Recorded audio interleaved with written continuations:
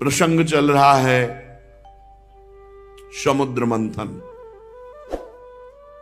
भगवान अजित श्री हरि जब देखा कि समस्त देवता परास्त हो रहे हैं दैत्यों से, देवताओं ने प्रार्थना की ब्रह्मा जी से, ब्रह्मा जी महादेव समस्त देवता भगवान श्री हरि से।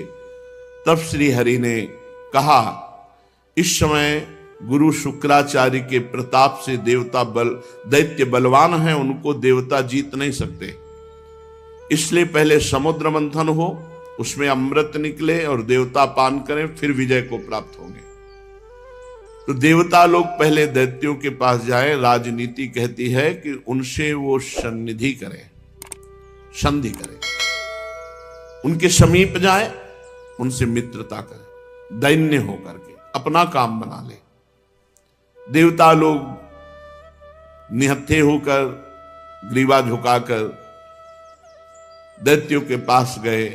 पहले तो सेनापतियों ने बंदी बनाना चाहा, पर धर्म के रहस्य को जानने वाले महाराज बलि ने मना कर दिया और कहा, देखो ये संधि का अवसर है, ये देखो अस्त्र शस्त्र लेके नहीं आए।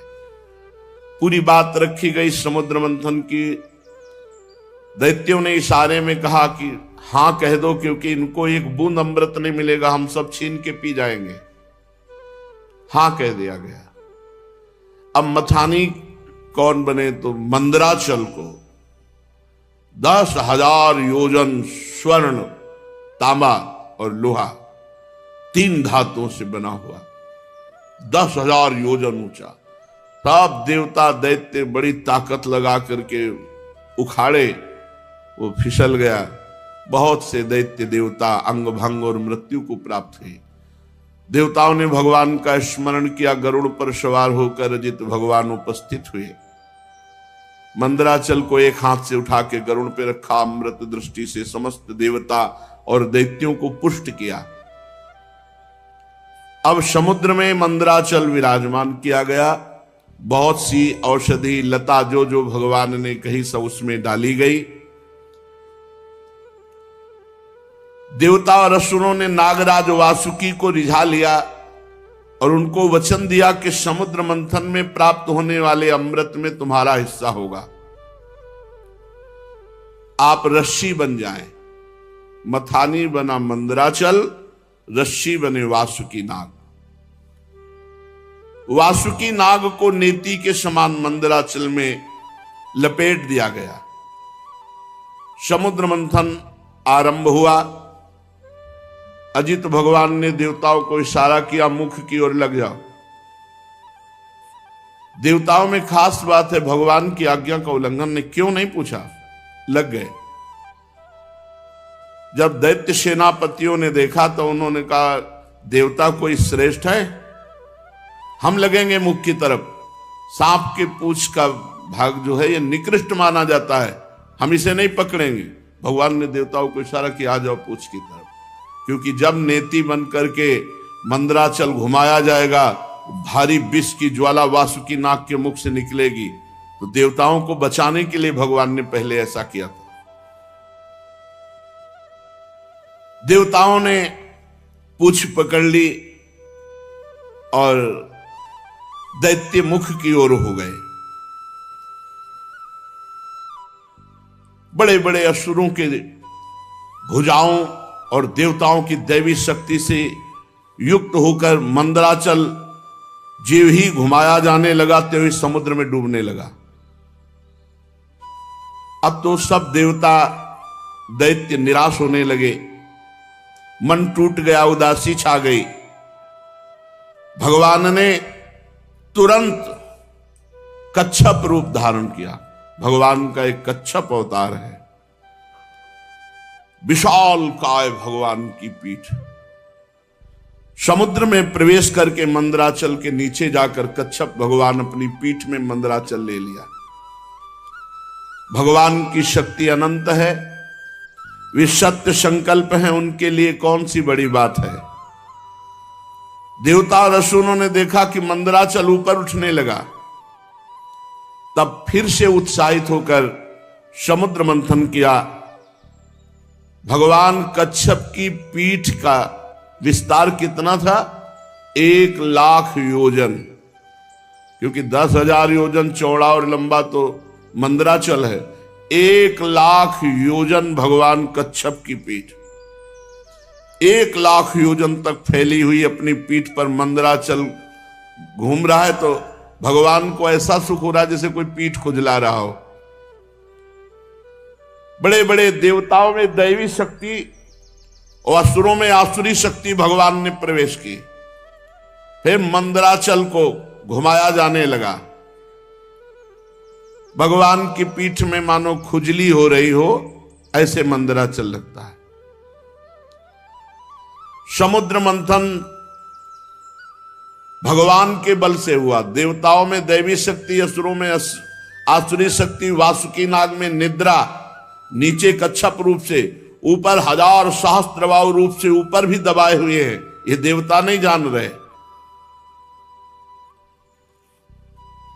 पर्वत के ऊपर 1000 भुजाएं धारण करके ऊपर से भगवान उसे आकाश में ब्रह्मा शंकर इंद्र आदि भगवान के ऊपर पुष्पों की वर्षा कर रहे हैं। इस प्रकार भगवान पर्वत के ऊपर सहस्त्राबाहु रूप से 1000 भुजाएं धारण करके नीचे को दबा रहे हैं, नीचे कच्छप रूप से ऊपर को उठा रहे हैं। देवताओं में दैवी शक्ति, असुरों में आसुरी शक्ति, पर्वत में दृढ़ता, वासुकी में निद्रा, स्वयं भगवान के द्वारा ही समुद्र मंथन हो रहा है। अब तो भगवत बल से उन्मत्त होकर मंदराचल को बड़े वेग से घुमाया गया। समुद्र मंथन शुरू हुआ। उस समय समुद्र और उसमें रहने वाले मगर, मछली आदि जीव क्षुब्ध हो गए। नागराज वासुकी के हजारों कठोर नेत्र मुखों से, श्वासों से विष की ज्वाला निकलने लगी। उससे पौलोम काल के बलि, इलवल आदि असुर निस्तेज हो गए, जलने लगे। ऐसे जान पड़ते थे मानो दावानल से झुलसे हुए साखू के पेड़ खड़े हों। देवताओं में भी ताप आया। वासुकी नाग के श्वास की लपटों से देवता भी निस्तेज होने लगे। वस्त्रमाला, कवच, मुख ये सब झुलस गए। भगवान ने तुरंत प्रेरणा की, मेघ छा गए और वर्षा होने लगी, जिससे फिर बल आया दैत्यों में और देवताओं में। समुद्र मंथन फिर जोर से शुरू हुआ। पहले समुद्र मंथन में विष निकला, विष। ध्यान रखो, जब कोई साधन मार्ग में चलता है तो पहले विष पीना पड़ता है। यम ही न व्यथ्यन्ते ते पुरुषम पुरुषर्षभ सम दुखा सुखाधीरम स्वमृतत्वाय कल्पते। जो इस विष को पीता है, सुख दुख को समान भाव, मान अपमान, निंदा स्तुति, काम क्रोध लोभ, ये सब विष हैं। इनको जो पीता है वही अमृत पद का अधिकारी होता है। भगवान मेघ के समान सांवले शरीर पर सुनहला पीतांबर, कानों में बिजली जैसे चमकते हुए कुंडल, सिर पर मुकुट, घुंघराले बाल, नेत्र लाल लाल रेखाओं से युक्त, गले में बनमाला सुशोभित, संपूर्ण जगत को अभय दान करने वाले विश्व विजयी भगवान अजित ने अपने भुजदंडों से वासुकी नाग को पकड़कर जे ही मंदराचल की रफ्तार बढ़ाई, ते भी खलबली मच गई। मछली, मगर, सांप, कछुए भयभीत होकर ऊपर आ गए। तिमिंगल आदि मत्स्य, समुद्री हाथी, ग्राह व्याकुल हो गए। जे ही ऐसा मंथन हुआ कि सबसे पहले ऊपर हलाहल नामक अत्यंत उग्र विष निकला। अब वो समुद्र मंथन से निकला हुआ विष 10 दिशाओं में फैलने लगा। इससे सारी प्रजा मर जाएगी, सब प्रकृति भस्म हो जाएगी, ऐसा ये विष है। भगवान अजित ने कहा, भगवान शंकर की शरण में चलो। पहले निकले हुए इस हलाहल नामक विष से भगवान सांब सदाशिव ही बचाएंगे। भगवान शंकर सती जी के साथ कैलाश पर्वत पर विराजमान थे। बड़े बड़े ऋषि मुनि उनके वचन सुन रहे थे। भगवान शिव उपदेश कर रहे थे। तीनों लोकों को अभ्युदय और मोक्ष के लिए बड़े बड़े ऋषि मुनि उनकी आराधना करते हैं भगवान शिव की। प्रजापतियों ने दर्शन किया और भगवान महादेव जी की स्तुति की। देव देव महादेव भूतात्मन भूत भावनो त्राहिना शरणापन्नास त्रैलोक्ये दहनाद विषाद तुम्हें कहा सर्व जगत ईश्वरो बंध मोक्षयो तम त्वामर्चन्ति कुशलाः प्रपन्नार्तिहरम गुरु। हे जगत गुरु, हे देवाधिदेव, हे समस्त प्राणियों की आत्मा और जीवन दाता, हम सब लोकपाल आपकी शरण में आए हैं। समुद्र मंथन में त्रिलोकी को भस्म करने वाला हलाहल उग्र विष प्रकट हुआ है, उससे आप हमारी रक्षा कीजिए। सारे जगत को बांधने और मोक्ष मुक्त करने में एकमात्र आप समर्थ ईश्वर हैं। इसलिए हे भगवान शिव, विवेकी पुरुष आपकी आराधना करते हैं, क्योंकि आप शरणागत की पीड़ा नष्ट करने वाले एवं जगत गुरु हैं। प्रभु, अपनी गुणमयी शक्ति से इस जगत की सृष्टि, स्थिति, प्रलय ये आप करते हैं, पर आप एक रस रहते हैं। जितने भी देवता, मनुष्य, पशु, पक्षी, सत असत चराचर प्राणी हैं, सबके जीवन दाता देवाधिदेव आप ही हैं। आपके अतिरिक्त सृष्टि भी और कुछ नहीं, क्योंकि आप सबकी आत्मा हैं। हे सर्वदेव स्वरूप, आपका मुख अग्नि है। तीनों लोकों के अभ्युदय करने के लिए हे शंकर, ये पृथ्वी आपका चरण कमल है। आप अखिल देव स्वरूप हैं। ये काल आपकी गति है, दिशाएं कान हैं, वरुण रसेंद्री हैं, आकाश नाभ है, वायु श्वास है, सूर्य नेत्र है, जल वीर्य है। आपका अहंकार नीचे ऊंचे सभी जीवों का आश्रय है। चंद्रमा मन है, प्रभु स्वर्ग आपका सिर है। वेद स्वरूप भगवान समुद्र आपकी कोख है, पर्वत हड्डियां हैं, सब प्रकार की औषधियां घास आपके रोम हैं, गायत्री आदि छंद आपकी सातों धातुएं हैं, और सभी प्रकार के धर्म आपके हृदय हैं।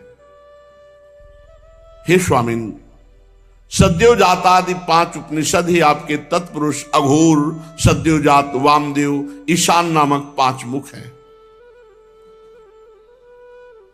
प्रभु,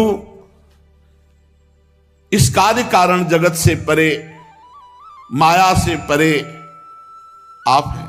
आपकी महिमा को ब्रह्मादि भी जानने में समर्थ नहीं। हम लोग तो केवल आपके इस लीला बिहारी शिव रूप को देख रहे हैं, आपके परम स्वरूप को हम नहीं जानते। हे महेश्वर, यदि आपकी लीलाएं अव्यक्त हैं, फिर भी संसार कल्याण करने के लिए परम कारण स्वरूप आप लीला करते हैं। प्रभु, आप प्रजा बड़े संकट में है, इस हलाल विष का कुछ इंतजाम कीजिए। भगवान शिव ने कहा सती जी से, देवी, ये बड़े खेद की बात है कि समुद्र मंथन से कालकूट विष निकला और प्रजा बड़ी दुखी है। इसलिए हमें समस्त प्रजा की रक्षा करनी चाहिए। मेरा कर्तव्य है, ये मेरी शरण में आए हैं, मैं इन्हें निर्भय कर दूं, क्योंकि जिसके पास शक्ति है, सामर्थ्य है, तो आए हुए शरणागत के दुख को मिटाना उसका धर्म बनता है। अगर अपने प्राणों की भी बलि देनी पड़े तो दे देना चाहिए, पर शरणागत को विमुख नहीं जाने देना चाहिए, उसकी रक्षा करनी चाहिए। कल्याणी, ये मोह पास में बंद करके जीव एक दूसरे से वैर की गांठ बांध लेते हैं। ऐसे अज्ञानियों पर जो कृपा करके उन्हें भगवत मार्ग में लगाता है, उनकी रक्षा करता है, उस पर भगवान श्री कृष्ण बहुत प्रसन्न होते हैं। और जब भगवान श्री कृष्ण प्रसन्न हो जाते हैं, तो मैं ब्रह्मा चराचर जगत उसके ऊपर प्रसन्न हो जाता है। जहां पर कृपा राम की हुई, ता पर कृपा करे सब कोई। इसलिए मैं प्रजा के कल्याण के लिए इस विष को पीऊंगा। विश्व के जीवनदाता देवाधिदेव महादेव भगवान शंकर इस प्रकार सती देवी से कहकर विष को लेने के लिए तैयार हो गए। माताजी बड़ी कृपालु हैं और जानती हैं भगवान शिव के प्रभाव को। उन्होंने अनुमोदन किया, हां प्रभु ऐसा ही करना चाहिए। भगवान शंकर ऐसे करके आकर्षण किया और पूरे समुद्र मंथन से निकले हुए विष को अपने हाथ में ले लिया और उसको पी गए। पीकर हृदय में नहीं जाने दिया, यही गले में रोक लिया। पूरा श्याम गौरवर्ण का गला, पूरा श्याम वर्ण का, इसीलिए भगवान का एक नाम पड़ा नीलकंठ। भगवान शंकर का वो भूषण हो गया नीलकंठ। देवादिदेव भगवान शंकर सबकी कामना पूर्ण करने वाले हैं। उनका एक कल्याणकारी अद्भुत कर्म सुनकर दक्ष कन्या सती ब्रह्मा जी भगवान श्री हरि बहुत उनकी स्तुति की, प्रशंसा की। जब भगवान शंकर विष पान कर रहे थे तो 1-2 बूंद विष टपक गया। उसी से जितने भी विषैले जीव जंतु, विषैली औषधियां हैं, वो सब हैं। 1-2 बूंद टपक गया, उससे हैं। पूरी सृष्टि में इतना विष है, वो 1-2 बूंद से अगर पूरा विष तो भस्म कर देता त्रिलोकी को। महादेव जी गले में आज भी रोके हुए हैं। भगवान शंकर ने विष पी लिया तो समस्या का समाधान हो गया। देवता और असुर बड़ी प्रसन्नता से समुद्र मंथन करने लगे। फिर समुद्र मंथन से कामधेनु प्रकट हुई। कामधेनु समस्त कामनाओं को पूर्ण करने वाली है। भगवान इशारा जिसे देते वही उसे स्वीकार करता। भगवान ने देवताओं को इशारा किया, कामधेनु देवताओं ने ले ली, जो ऋषियों के अग्निहोत्र के काम में आएगी। ब्रह्मलोक तक यज्ञ के उपयोगी पवित्र घी दूध आदि पहुंचाने के लिए ब्रह्मवादी ऋषियों को देवताओं ने कामधेनु प्रदान की। इसके बाद उच्चैश्रवा नामक घोड़ा निकला। उसे महाराज दैत्याधिपति बलि जी को दिया गया। वो चंद्रमा के समान श्वेत वर्ण का। इंद्र ललचात हो गए पर भगवान ने रोक दिया। महाराज बलि को उच्चैश्रवा मिला। तदनंतर थोड़ी ही देर बाद समुद्र मंथन के ऐरावत नामक हाथी निकला। बड़े बड़े 4 दांत, उज्जवल गोरे वर्ण का, कैलाश के समान। देवराज इंद्र को दिया गया ऐरावत हाथी। फिर कौस्तुभ मणि समुद्र मंथन से निकली। देवता और दैत्य दोनों ने मिलकर वो मणि भगवान श्री हरि को पहनाई। जो वक्षा स्थल में कौस्तुभ मणि विराजमान है, वो समुद्र मंथन से प्रकट हुई। इसके बाद स्वर्गलोक की शोभा बढ़ाने वाला कल्प वृक्ष वो देवताओं ने ले लिया। ये कल्प वृक्ष जो कामना करे वो पूर्ण कर देता है। इसके बाद अप्सराएं प्रकट हुई, जो सुंदर वस्त्रों से सुसज्जित, गले में स्वर्णहार पहरे हुए रंभा आदि, अपनी मनोहर मुस्कान, चाल, विलास भरी चितवन से देवताओं के भी चित्त को चुराने वाली तो देवताओं को दी गई। अप्सराएं देवताओं को दी गई। कल्पवृक्ष देवलोक में। इसके बाद शोभा की मूर्ति स्वयं भगवती लक्ष्मी देवी प्रकट हुई समुद्र से। ये भगवान की नित्य शक्ति है। जे ही वे प्रकट हुई तो बिजली किसी कांति छा गई। 10 दिशाएं चकाचौंध हो गई। ऐसा सौंदर्य, ऐसा उदार स्वरूप, ऐसा रूप रंग कोई भी नहीं था जो ये ना चाहता हो कि लक्ष्मी जी हमें मिले। आज भी सभी चाहते हैं लक्ष्मी जी हमें मिले। देवता, असुर, मनुष्य, कोई भी ऐसा नहीं था जिसके हृदय में ये चाह ना आ गई हो कि लक्ष्मी जी हमें मिले। तत्काल इंद्र अपने हाथों से उनके बैठने के लिए विचित्र सिंहासन ले आए। श्रेष्ठ नदियों ने मूर्तिमान होकर के अभिषेक के लिए सोने के घड़ों में भर भर कर पवित्र जल ला दिया। पृथ्वी ने अभिषेक के योग्य सब औषधियां दी। गौओं ने पंचगव्य और बसंत ऋतु ने चैत्र वैशाख में होने वाले सब फूल फल उपस्थित कर दिए। इन सामग्रियों से ऋषियों ने विधि पूर्वक लक्ष्मी जी का अभिषेक किया। गंधर्व गान कर रहे हैं, अप्सराएं नृत्य कर रही हैं, बादल सदे होकर मृदंग डमरू ढोल नगारे नरसिंगे शंख वेणु वीणा ये जोर जोर से वाद्य बजा रहे हैं। भगवती लक्ष्मी देवी का अभिषेक हुआ और सुंदर पोशाक धारण की हुई सिंहासन पर विराजमान हैं। दिग्गज कलशों से उनका स्नान करा रहे हैं। वेद में ब्राह्मण वेद मंत्र पढ़ रहे हैं। समुद्र ने पीले रेशमी वस्त्र उनको पहनने के लिए दिया। वरुण ने वैजंती माला समर्पित की। प्रजापति विश्वकर्मा ने भांति भांति के गहने दिए। सरस्वती जी ने मोतियों का हार, ब्रह्मा जी ने कमल, नाग ने 2 कुंडल अर्पित किए। इसके बाद लक्ष्मी जी कमलों की माला लेकर किसके गले में डाले चली। लक्ष्मी जी के मुख की ओर देखकर जब वो मंद मंद मुस्कुराती हुई चल रही थी, उनकी पायजेब बज रही थी, कोई ऐसा नहीं था जो ललचा न गया हो लक्ष्मी जी हमें मिले। पर वो चाहती थी जो हमें चाहे ना उसको हम वरण करें। निर्दोष हो जिसके हृदय में चाह न हो, उत्तम गुणों से नित्य युक्त हो, उसे मैं अपना आश्रय बनाऊंगी। लक्ष्मी जी ने देखा गंधर्व यक्ष असुर सिद्ध चारण देवता सब चाह कर रहे हैं।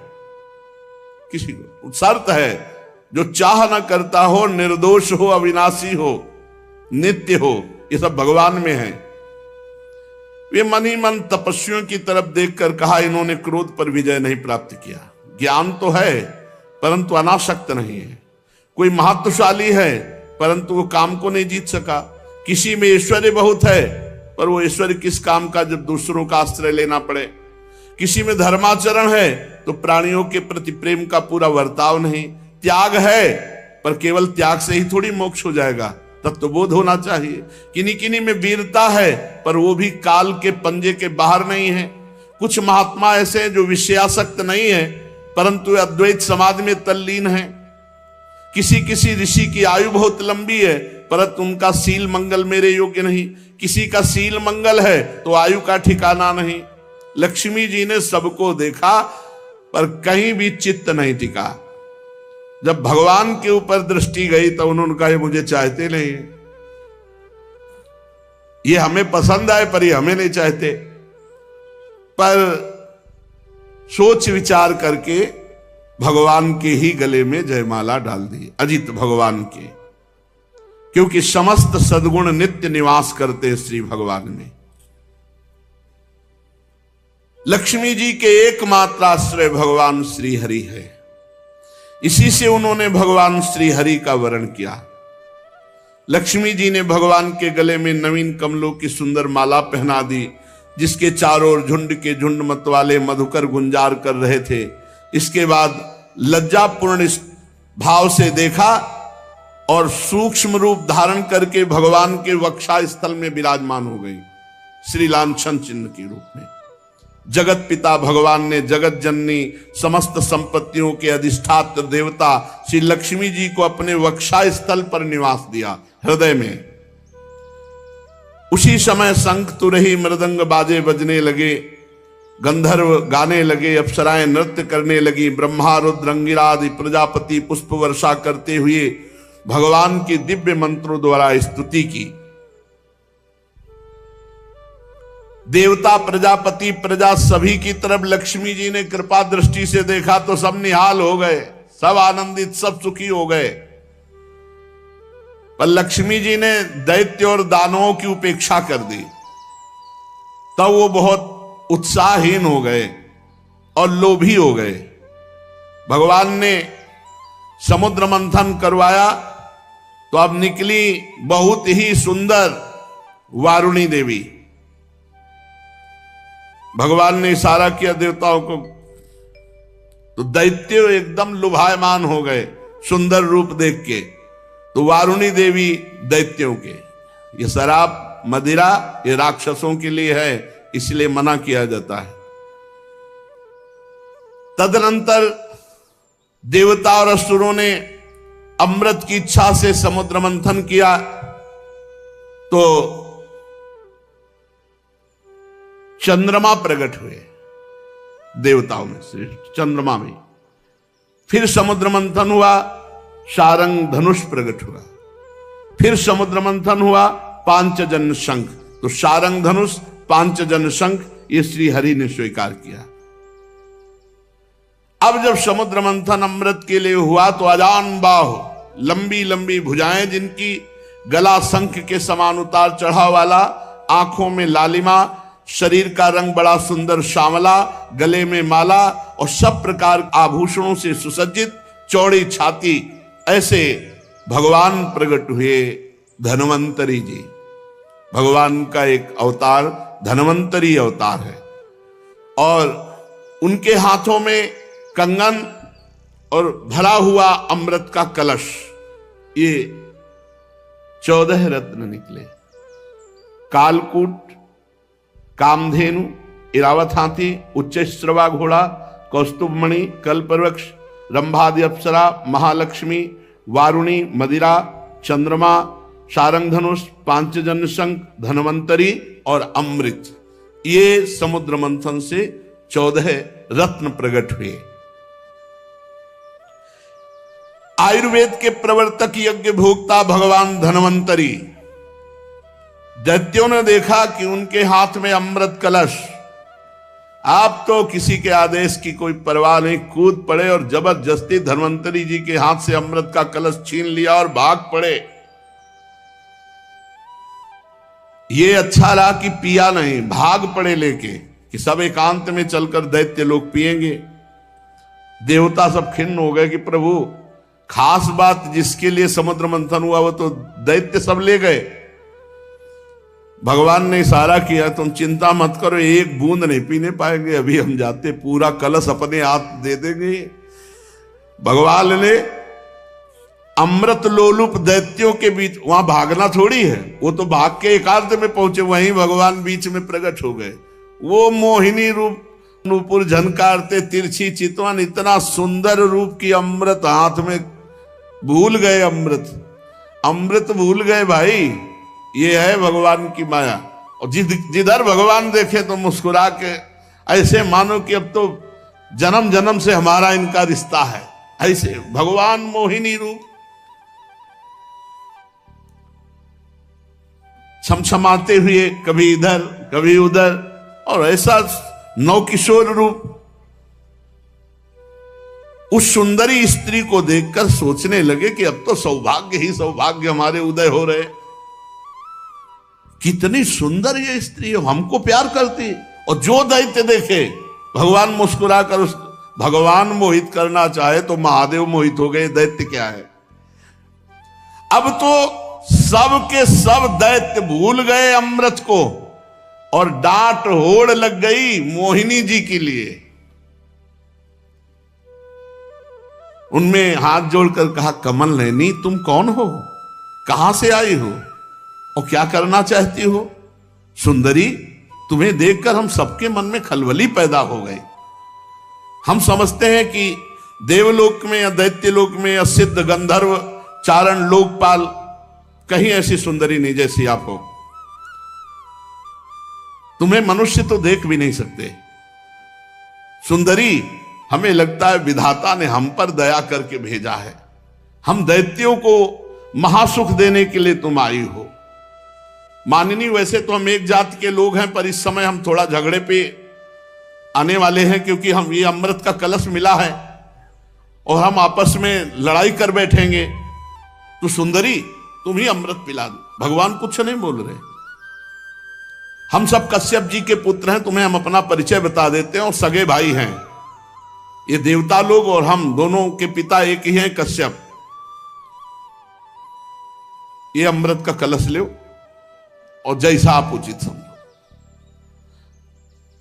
असुरों ने जब इस प्रकार प्रार्थना की तो भगवान, और जो स्त्री लुभावना चाल होती, चाल, मुस्कुराहट और चितवन से कटाक्ष करते हुए कहा, आप लोग महर्षि कश्यप के पुत्र हैं, पहले साफ बता दिया। हाँ कि हमारे ऊपर दोष मत लगा ना, हम पहले बता रहे। आप लोग अमृत के बांटने का न्याय भार हमारे ऊपर डाल रहे हैं। अरे विवेकी पुरुष उल्टा स्वेच्छाचारिणी स्त्रियों पर कभी विश्वास नहीं करते तुम्हें, और भगवान ये कहते हुए और मुस्कुरा रहे हैं।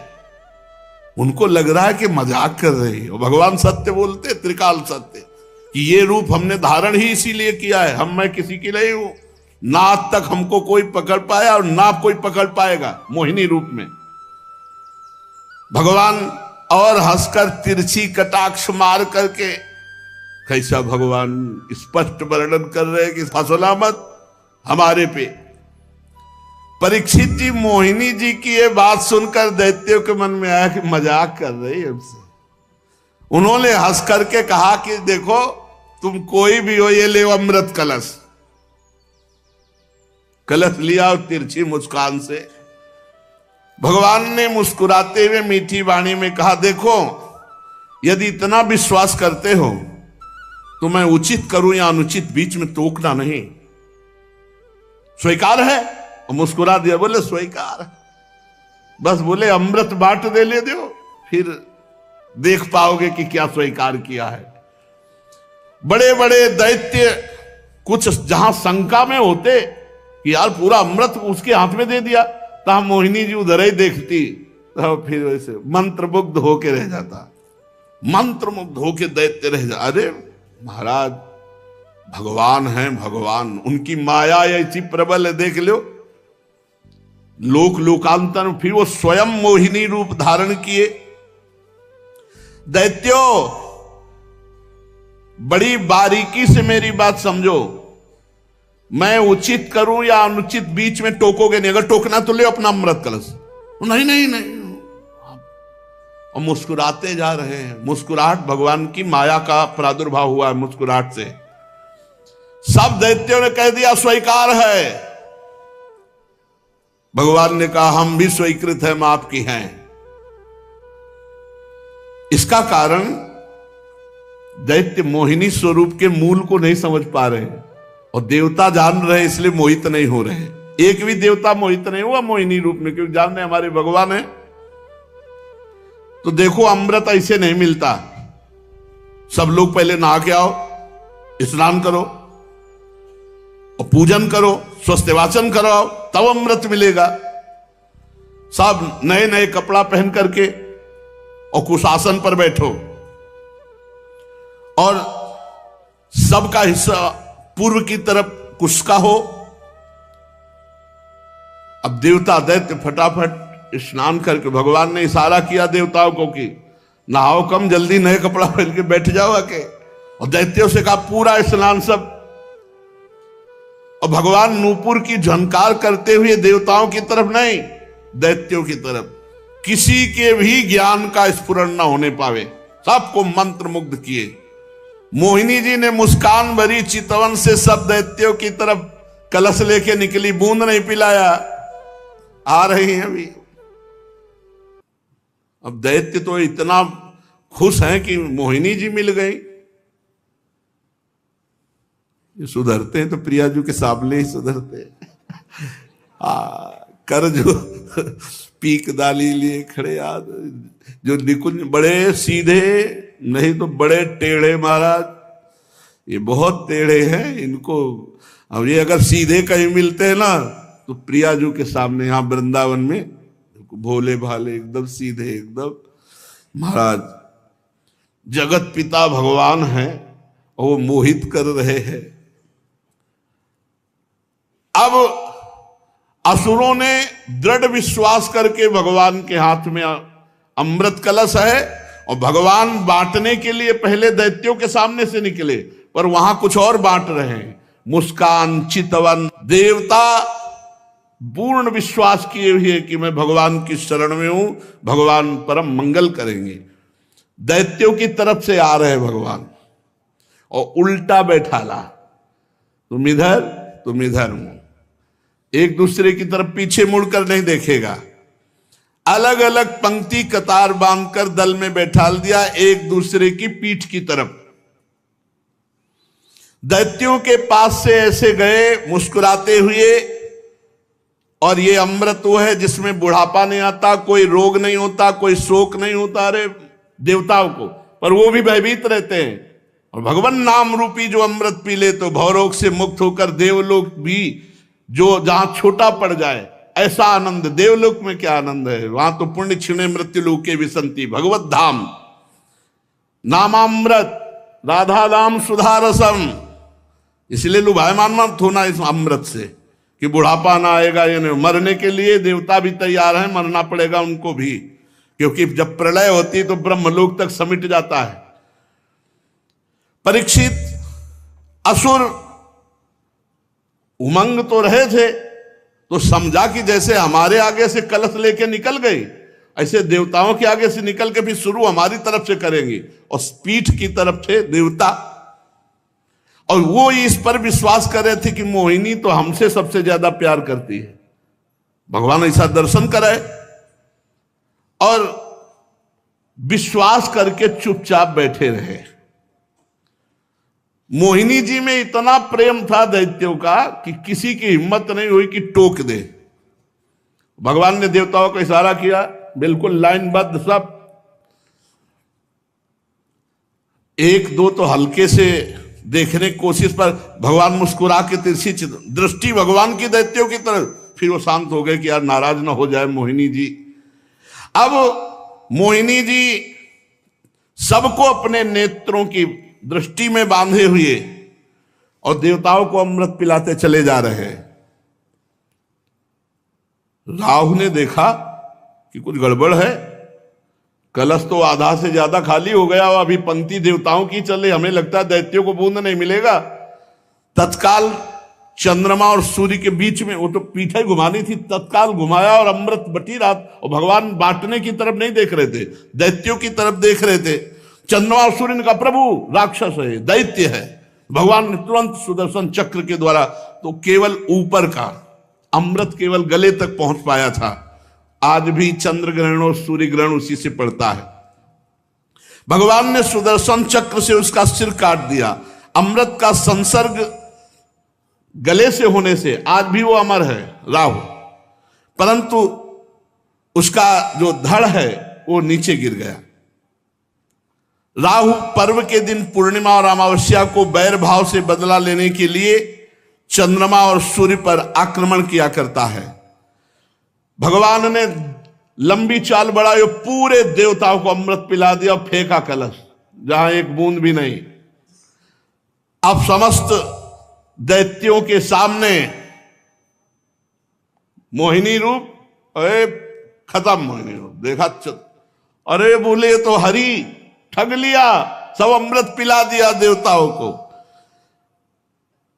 अब तो सब के सब असुरगण अमृत से वंचित और भारी क्रोध धारण करके भगवान के प्रति की इसने छल कर दिया। दानों और दैत्यों ने बड़ी मेहनत की थी, फिर भी उन्हें भगवान से विमुख और आसुरी प्रवृत्ति होने के कारण अमृत पीने को नहीं दिया गया कि बिना अमृत पिए तो ऐसा विनाशकारी खेल खेलते हैं, अगर अमृत पी लिए तो फिर तो बहुत ही आतंक मचा देंगे। भगवान ने समुद्र को मथकर अमृत निकाला और अपने शरणागत देवताओं को पिलाया, और फिर देखते देखते गरुड़ पर सवार हुए, जय श्री राधे, चले गए। जब दैत्यों ने देखा कि मेहनत तो हमने भी की, सफलता शत्रुओं को मिली, तब उन्होंने बड़े बड़े अस्त्र शस्त्रों से देवताओं पर आक्रमण कर दिया। अत्यंत भयंकर संग्राम हुआ।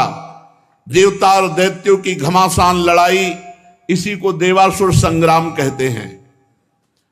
दोनों ही एक दूसरे के प्रबल शत्रु, विविध प्रकार के वाहनों से, विविध प्रकार के अस्त्रों से बहुत समय तक उनका युद्ध होता रहा, लेकिन अब वो जीत नहीं सकते क्योंकि देवता अमृत प्रिय हैं, इनको मरना नहीं है और उनको मरना पड़ेगा। जिसके साथ भगवान है विजय श्री उसी की होती है। देवराज इंद्र ने विजय प्राप्त की।